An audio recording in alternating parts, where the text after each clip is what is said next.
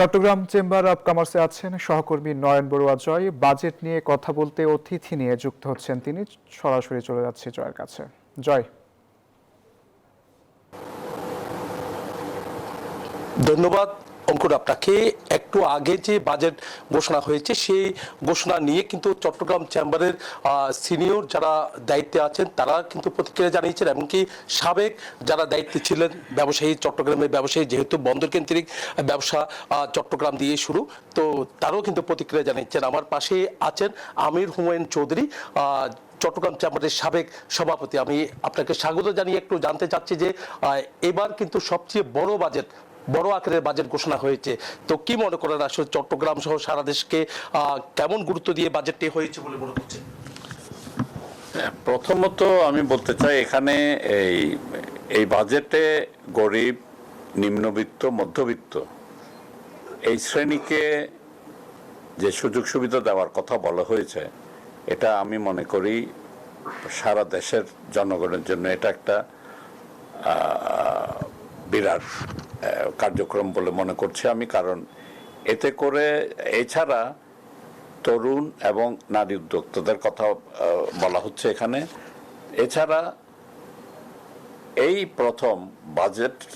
বাজেটে প্রথম সবচেয়ে বেশি শিক্ষা খাতে এবং স্বাস্থ্য খাতে বরাদ্দ দেওয়া হচ্ছে।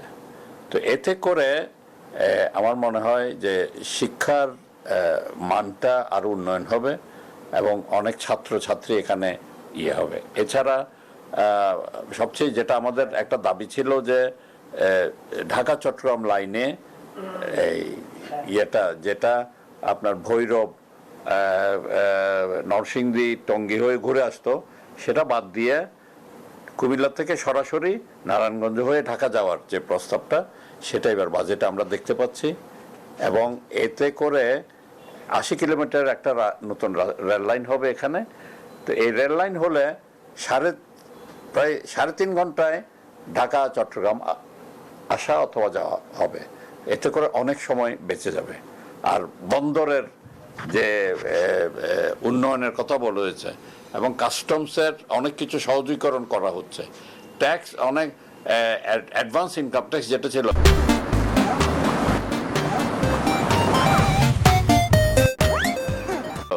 কিছু বাদ দেওয়া হয়েছে, অনেক কমানো হয়েছে।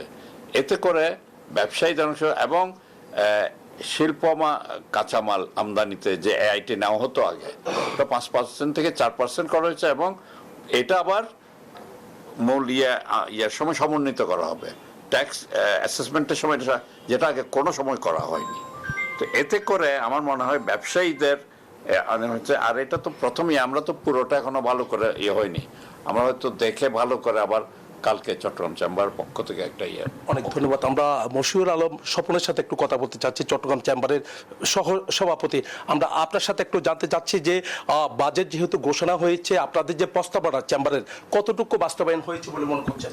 দেখুন, 55 বছরের ইতিহাসে এই প্রথম এই বাজেট আমাদের চট্টগ্রামের কৃতি সন্তান, আমাদের এই চেম্বারের যিনি সাবেক প্রেসিডেন্ট ছিলেন, উনি দিয়েছেন। এতেই আমরা গর্বিত।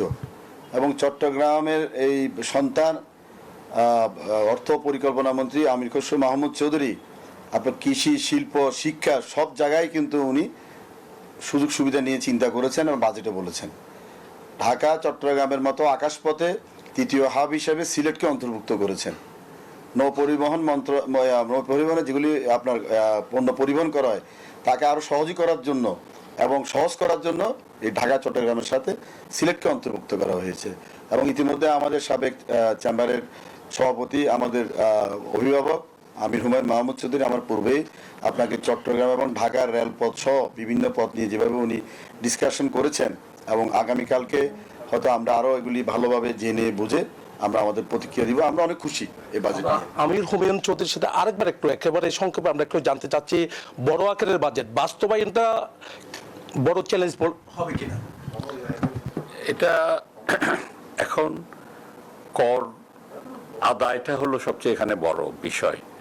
তো এখানে আমরা যেটা দেখতে পাচ্ছি, এখানে কর আদায়ের জন্য এটা নেটওয়ার্কটা বিস্তৃত করা হয়েছে এবং এই বিস্তৃত নেটওয়ার্ক থেকে যদি কর আদায়টা সম্ভব হয়, তাহলে আমার মনে হয় এটা এই বাস্তবায়নটা সম্ভব হবে ইনশাআল্লাহ। অনেক ধন্যবাদ দুজনকে। আমরা এতক্ষণ ধরে কথা বলেছি আমির হুমায়ুন মাহমুদ চৌধুরীর সাথে, একই সাথে আমার পাশে আছেন মশিউর আলম স্বপনের সাথে। আমরা কথা বলছি চেম্বারের যে প্রস্তাবনা, তো প্রস্তাবনার অনেকটা কিন্তু বাস্তবায়ন হয়েছে, তবে বড় আকারের বাজেট যেন বাস্তবায়ন হয় সেই আশায় কিন্তু চট্টগ্রামের ব্যবসায়ী সমাজ কিন্তু চাচ্ছে। এই ছিল আমার এখানকার সর্বশেষ। ফিরে যাচ্ছে স্টুডিওতে অঙ্কুরের কাছে। জয়, আপনাকে ধন্যবাদ।